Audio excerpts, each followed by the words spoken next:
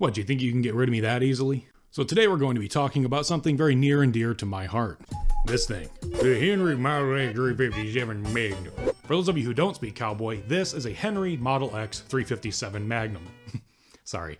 Henry Model X Big Boy 357 Magnum. So for those of you who are new to the gun community, or you're a part of it and just happen to live under a rock, you may have noticed that lever action rifles, often appearing similar to this one, have been exploding all over social media and popping up pretty much everywhere. But why? Why?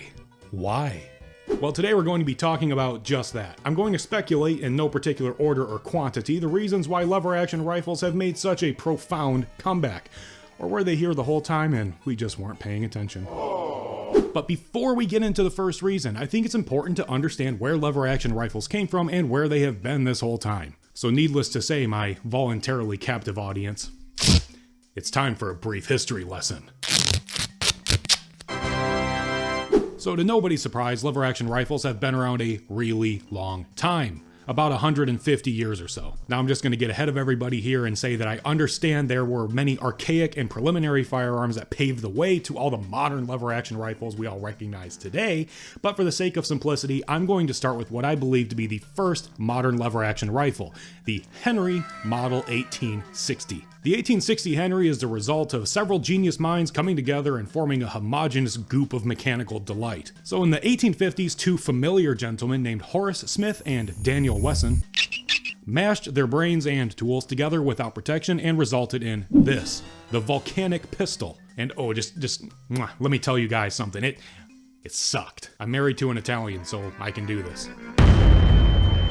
Oh no. Now, while the Volcanic was interesting and innovative, it suffered greatly from its lack of capability as a defensive weapon. You see, it utilized tiny little rocket ball rounds instead of typical ammunition like a musket ball or a cased bullet, and they were laughably weak. Not to mention the pistol itself was quite large and awkward to use, especially in comparison to the more established revolvers. Oh my god. I found a little guy on the floor. Bottom line is, the Volcanic, it was fucking weird, okay? But it did have some promising mechanical aspects, specifically the use of a magazine that was integral underneath the barrel, and this new futuristic lever action that was housed between the frame and the grip. Now, of course, the Volcanic did not invent the lever action, but it certainly perfected the idea, where it simultaneously cocked the hammer and chambered the next round without any extra doodads or wizardry going on in between. Now, all these things considered, the Volcanic's story sounded like it was coming to an end, until one fateful day, oh my goodness, here he comes, Oliver fucking Winchester. Oliver Winchester was actually an investor to Smith & Wesson's endeavors, and he essentially approached those two and said something along the lines of, "Hello, are you guys done with this science fair project shit?" To which Smith & Wesson replied, yeah, go for it, man. And then Oliver replied, "Excelsior," or some shit. "I'm going to throw money at it until something cool happens. Okay, bye." Then Oliver Winchester took that whole operation and moved it to New Haven, Connecticut, where he had another facility and a particularly talented gunsmith under his employ named Benjamin Tyler Henry. Now I'm paraphrasing, but Winchester approached Henry and said, "Hello, look at this thing I found on the floor." Fix it. Okay, bye. Then after the course of some intimate alone time with the Volcanic pistol, Henry modified it into something entirely more useful. Bottom line is, Henry took the basic mechanical aspects of the Volcanic and scaled it up into a much more usable and generally favored rifle instead. And on another positive note, this rifle was revolutionary, as it was the, first usable lever action rifle. You can go ahead and type your comments about the Spencer rifle now. I understand. I'm a bad boy. I'm a big, stupid, poopy bad boy. Now, the cartridges that the Henry used had a 200 grain 44 caliber bullet that traveled at right around 1100 feet per second, which puts it somewhere in the ballpark of a modern 44 special load. Now, of course, we all know that's not gonna kill a yak from 200 yards away, but it was good enough for the time period. Now, purely for the sake of demonstration, I'm going to be using this Henry 22 caliber rifle, which has, I know, no relationship to the original company, but just bear with me. Henry 1860s are super expensive, and yeah, that's not happening. Now, a couple of footnotes on what made the 1860 Henry particularly successful in comparison to its counterparts. First of all, it had a magazine integral to the rifle that was mounted directly under the barrel, and it held 15 of those cartridges in the magazine, and all you had to do to shoot it was So now we're into the early to mid 1860s, and right on time, the American Civil War is in full swing. Spoiler alert, we won. Oh, way down south in the land of traitors. And just like that, I alienated half of my viewer base. Anyway, the typical weapon issued to your average soldier at the time was a rifled musket, which is still just a musket, but at least it has better accuracy potential than its predecessors. But as you may have already assumed, you only got one shot. And as you also may know, reloading one of those shits is a whole other skill set on its own. Oh, and by the way, there's a good chance you're probably being shot at while you're doing it, so good luck. May your powder be dry and your nipples be capped. So if you were one of the lucky few that actually got their hands on a Henry rifle at the time, your effectiveness on the battlefield would theoretically increase massively. Now, of course, the Henry rifle wasn't nearly as powerful as a single-shot musket, but ladies and gentlemen, getting shot is getting shot. And furthermore, the ability to rapidly get off 14 more shots without reloading was a terrifying consideration for your enemies. And of course, in the lovely days before modern medicine and modern body armor, your only concern was simply poking a hole in somebody and then letting blood loss, infection, or battlefield amputations take care of the rest. On the flip side though, Henry rifles were outrageously expensive and produced in far fewer numbers than the standard issued weaponry at the time. The cost, paired with the extra mechanical intricacy that the unga-bunga brains of the 1860s were not ready for, with the admittedly high fragility of the exposed magazine tube, made the Henry less desirable on a larger scale, and that's why it was never really adopted as a standard issued weapon. Even though they were purchased by military personnel, it was in small quantities. That's right, kids. Pay-to-win microtransactions are actually a lot older than you think they are. Now, after the Civil War, lever-action rifles would become a staple in North America, especially after the 1860 Henry received some much-needed upgrades and was reborn as the 1866 Winchester Yellow Boy? Yellow fella? Bart Simpson. Get it? Because he's a yellow boy. And of course, there would be several design improvements and newer rifles from that point moving forward. Now sadly, lever-action rifles would not see much mainstream use in the US military due to them being phased out only a decade after the Henry's initial introduction. As some of us may know, in the early 1870s, the US military moved on to more powerful single-shot cartridge rifles, instead of the lever actions that we know so fondly. And yes, I have a sawed-off trapdoor Springfield, it's all I have, just be nice to me, please. Now, the single-shot cartridge rifles, while more powerful and simplistic than a lever-action rifle, it was severely lacking when it came to the speed of firing and capacity. But once again, as these things go, about another decade later, bolt-action rifles would start making their rounds in every military around the world, and that was, unfortunately, the final nail in the coffin for our old friend, the lever-action rifle. But for the most part, around the turn of the 20th century moving forward, lever-action rifles would become a strongly favored staple by collectors, recreational shooters, cowboys, and hunters. And that leads us to our first reason why lever-action rifles have this perpetual momentum that isn't losing steam anytime soon: sentimental appeal and collectability.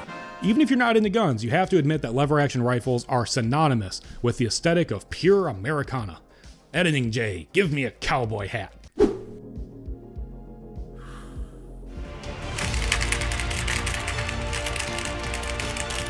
Yeah. Specifically, if you have an appreciation for the Old West, a lever-action rifle paired with a single-action revolver is an undeniable part of that aesthetic. The whole thing just reminds us of simpler times. The times of horse and cactus. And if you're more of an outdoorsy type, I can almost guarantee you have a Winchester Model 94 chambered in 30-30 floating around your family tree somewhere that has a higher body count of whitetail deer than your average Midwestern highway in late October. Because everybody grandpa got a Winchester 30-30. Or what if you're more of a backwoods of the deep south type and your sister's got a boyfriend daddy doesn't like, so he's sitting on the porch 30-30 in his lap in the blue bug zapper light. I think there's healthier ways of dealing with that situation, but the bottom line is you'll be hard pressed to find anybody that dislikes lever action rifles. Maybe except for your sister's boyfriend. I'm intimidating. Whether you're a hyper sweat tactical tryhard or a disgruntled dad with an unhealthy Yellowstone obsession, there is a fond respect for all of these classical lever action rifles that paved the way to all the modern trinkets we have today.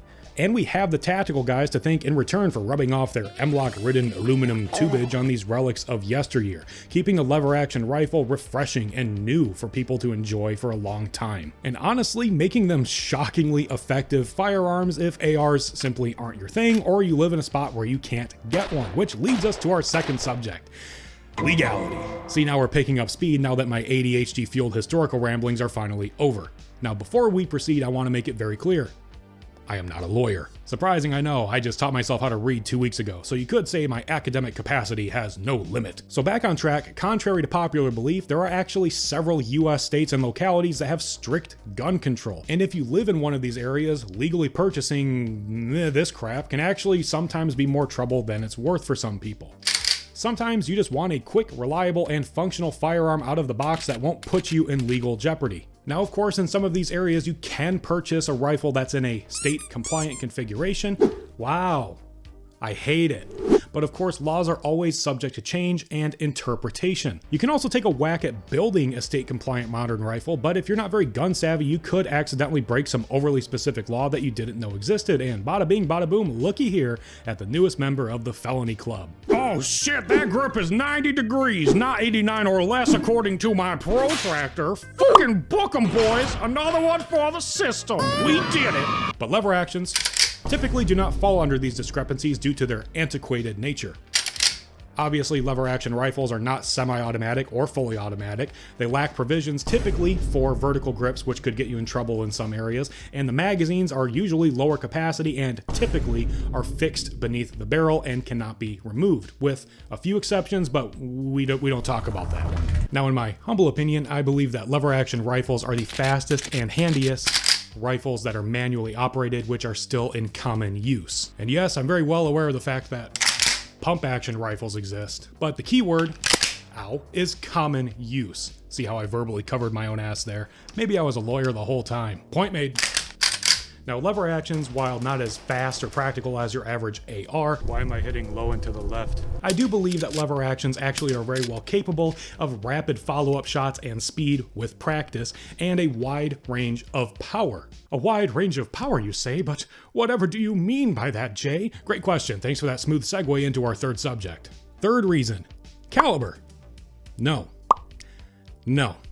You know what, fuck it, we're moving on. Well, fuck me sideways, Jay. You're telling me that a common rifle platform comes in multiple calibers? What's next? Are you gonna tell me something I don't know, you fucking blockheaded Neanderthal? Why do I do this to myself? I could just quit right now with my dignity and keep working a soul-sucking dead-end office job. But that's boring.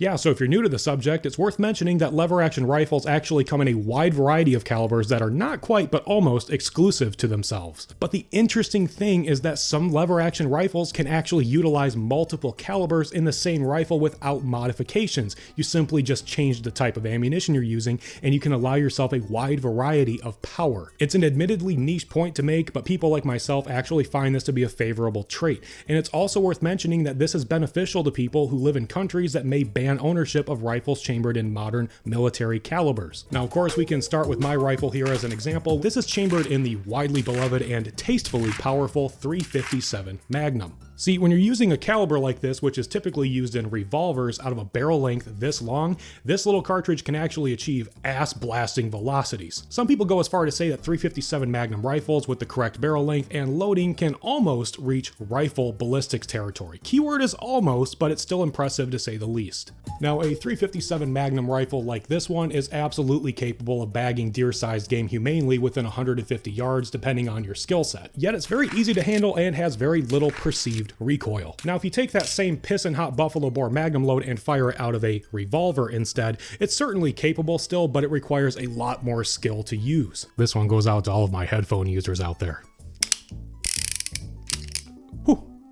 Oh. But what if I just want to casually enjoy a range trip where I'm shooting pop cans or garbage in my yard and don't really feel like wasting the extra power on .357 Magnum and also the extra cost associated with it? Well, you're in luck, because if you go into any gun shop in America or a particularly outdoorsy department store, you can walk in and come out with a buttload of .38 Special. Now, .38 Special is a shorter and weaker caliber than .357 Magnum, but it is much cheaper and can safely be used in a .357 Magnum with no modifications. Kind of like how you can put a PS1 game in a PS2, but not the other way around. Oh, sorry, that's just the sound of my 30th birthday rapidly approaching.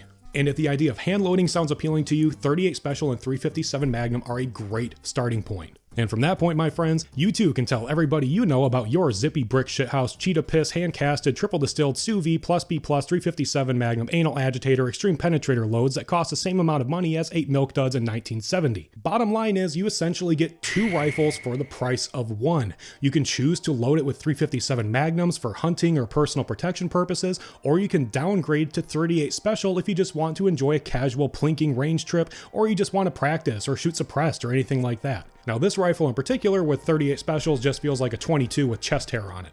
Now of course I understand that modern rifles can also switch calibers pretty easily, but there's always going to be a process involved.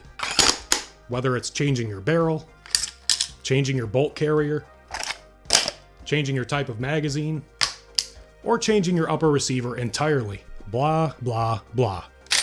But let's be real, it's undeniable that lever actions can do this much easier by simply switching the box of ammo you're running through it. Even if you have a modern rifle that uses one caliber that can vary greatly in power factor like 300 Blackout, subsonics, and supersonics, you may still have to fiddle with your gas settings, springs, your buffer weight, and it's just something some people don't want to mess with right away. I mean, clearly I'm already neck deep in that world, but this isn't about me, this is about you. Want to see something really disturbing? Yeah, that's my first AR build right there. Yeah, you can say I'm a fan of dissipators. Furthermore, let's not ignore the big lever guns chambered in calibers ranging from things like 30-30 all the way to the absolutely walloping 45-70, which is well known for being able to take down anything that breathes in North America. And other regions apparently. I've done it. I've shown the Tyrannosaurus Rex on the Marlin 1895 spec page. There's no way anybody's ever done this before. I have truly achieved unique comedy. Now these larger rifles, while super cool, also do not typically have cheaper alternative calibers to run through them if you want to fire them on a budget, which is why they're typically sectioned off to hand loaders or people with much larger ammo budgets than myself. But I'll tell you what, shooting a full-powered 45-70 is about one of the most fun things you can do with your pants on. Or off. I'm a YouTuber, not a cop, just keep that thing pointed down range. And finally, if you're just that much of a hipster or you're Australian, lever action shotguns exist. I have no valid reason for owning this thing. I think I just played way too much Modern Warfare 2. You know, the first one, the one that felt like racial slur boot camp for angry 12-year-olds. Oh no. Reason number 4. Okay, so the fourth reason is actually a combination of the last 2 I already mentioned, but it's actually important, so just bear with me. It is legality of the calibers. So I already briefly mentioned that there's some parts of the world where they restrict what type of rifle you can own, but they can also restrict what type of ammunition you can own as well. So your options may actually be more varied if you go down the cool path of rootin' tootin' cowboy shooting. Now to add to that point, in America we actually deal with caliber restrictions when it comes to hunting, an undeniably huge facet of the gun world if you want to call it that. Now, I myself make no mystery of the fact that I live in the great state of Michigan, the water winter wonderland, or murder mitten, depending on which major city you live closest to. Oh no. Okay, Michiganders, it's time to pull out the old hand map.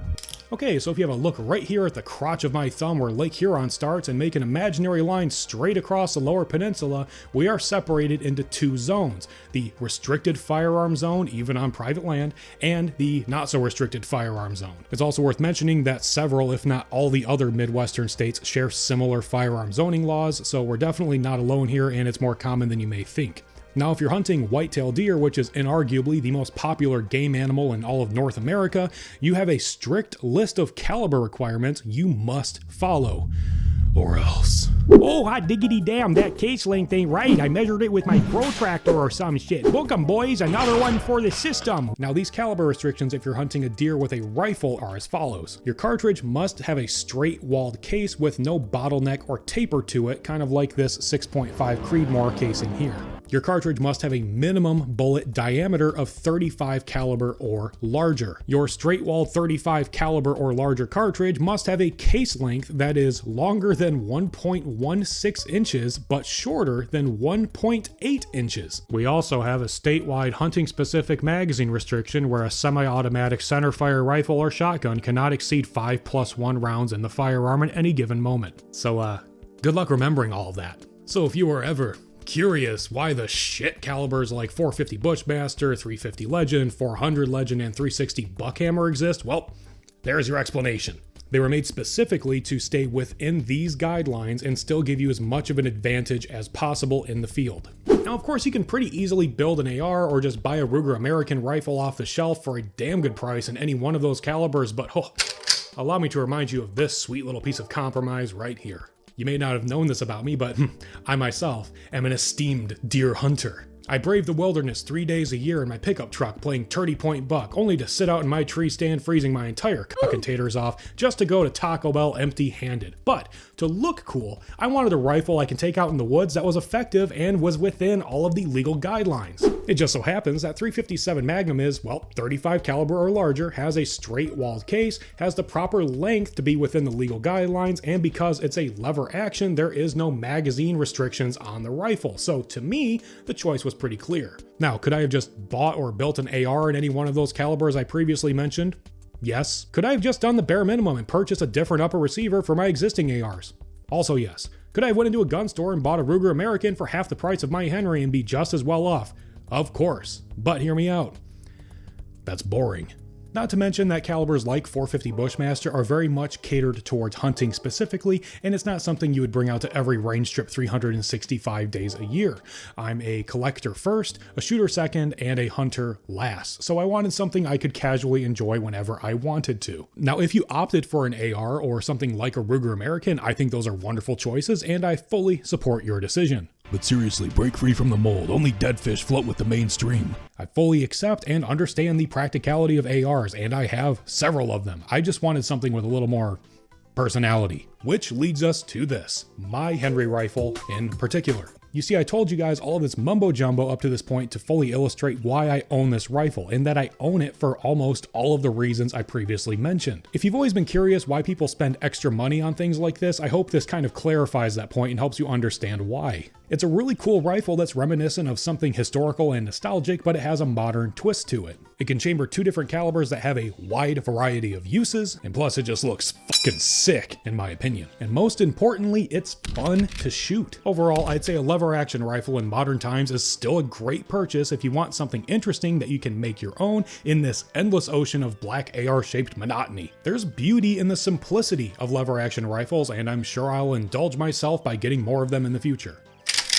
So what's your opinion on lever action rifles? Do you have one yourself that you really like and want to talk about, or do you think this is just a trend that will be a flash in the pan and go the way of the dodo? As always, I'm looking forward to chatting with you guys in the comments about it. Speaking of which, I said in the last video that we would start a fun new tradition by looking at comments from the previous one and addressing them. So if you haven't watched that one, well, finish this one and then go check it out. Okay, I said I would do this, so we're doing it. I just want to make it clear though that I was not expecting my last video to get somewhere in the ballpark of 250,000 views and somewhere around 1,000 comments, so that's very much appreciated, but I'm sure you'll understand if I have to do this more categorically. I was hoping to do it more on an individual basis, but you know, obviously the mini blow up the channel had kind of made things a little different. So in the last video I talked about the Lage Max 10 15 upper receiver, and a lot of you were naturally curious since it takes AR barrels, handguards, and gas systems, could you run it in 300 blackout and possibly other calibers? I will give you a very resounding I don't know. I definitely think the design intent of this upper receiver was more intended to swap out different 5.56 barrel lengths and handguard systems like this one. I'm not quite sure if Lage's official instructions say anything about switching calibers to 300 blackout or 6.8, whichever one you prefer, so I can't necessarily condone it, but if you want to try it, then I can't stop you. The only thing I will say is to use extreme caution and only test fire 1 round at a time. Once again, I'm sure any standard AR barrel or component forward of the receiver will fit just fine, but it's just a matter of if it will actually run. So that's up to your discretion. It's something I haven't tested, so all I can say is I'm not sure, but please be careful if you try to pursue that venue. Something else that got a few of you buzzing in the comment section was the nature of this old ass EOTech I have. I'm not quite sure about the history of it. I honestly am not an optics expert. I know enough to get by, but a few of you pointed out this thing is really old, like possibly 2003 issue, a pre-L3 EOTech that's got the membrane buttons still, but you know, it still works. It's unfortunately one of those cases where the history of it was just lost. It fell off a truck at some point and changed hands over the last couple of decades, eventually getting into the hands of a friend of mine who sold it to me, and now I just use it as a backup optic. It works great. There has been a little bit of an issue with battery corrosion, but that was entirely my fault, and I've addressed it since then, so yeah, it's just an old crusty EOTech, and I like it a lot. I'm sure this thing has been in very scary parts of the world being pointed at very scary things, like the Spinosaurus.